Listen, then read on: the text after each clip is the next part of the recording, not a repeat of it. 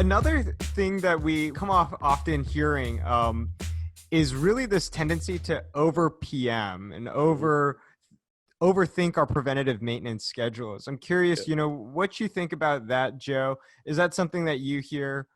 Is that a common tendency for reliability teams? it is.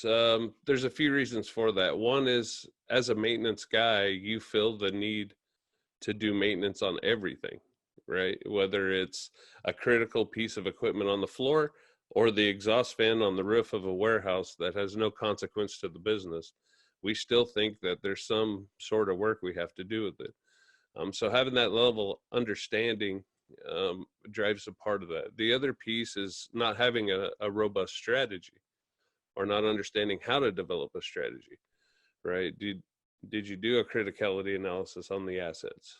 Did you rank them, right? And then are you doing RCM or FMEA on those top critical assets, driving down to failure modes and trying to eliminate failure modes on critical pieces of equipment where a lot of the equipment in our facilities should be run to failure, right? So the example of the exhaust fan, if there's no consequence to the business, why am I wasting time and money to do PM on this exhaust fan, when if the V belt breaks, there's no consequence? If the motor goes out, there's no consequence. Hmm. I spend $300 and replace the motor when I get time to do that work. And so it takes away from the time that we have to do work on critical assets because we're wasting time on non-critical assets. So I think that's why we over PM. Yeah. I'm curious, where do you think most businesses are on the spectrum of over PMing and under PMing? I think it's both.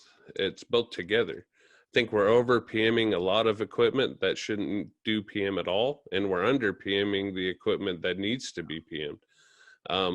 But it's not just PM, it's the utilization of predictive technologies, having a backlog, doing corrective maintenance and restoring assets back to base condition. I don't think we focus on any of that.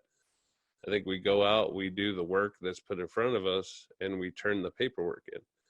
And that's because a lot of people don't understand what it takes to maintain equipment. And so, and I chalk that up to a lack of leadership, Hmm. because of a leadership's inability to invest in their people. So then we want to go back and blame people again. Why is this machine breaking and you're PMing it? And a lot of that has to do with their level of knowledge. I think what I heard is really this, there's no silver bullet to this, but it really comes back to thinking about strategy before just doing work to do work, and really think about the effectiveness Mm-hmm. of our daily tasks. Right. Well, there's two pieces, right? We have to define terms. There's effectiveness and there's efficiency. Yeah. Okay. We can be very efficient at doing the wrong things and be very, very efficient at it. But effectiveness is doing the right things. And then once you're effective, you should focus on efficiency. And I think we get the cart before the horse so many times that we're not doing the right things, and we bring in a group to focus on making us more efficient instead of focusing on the right things first and then making it more efficient. So, and there's a big push, and there has been for years, to come in and make things more efficient. The problem is we're not doing the right things.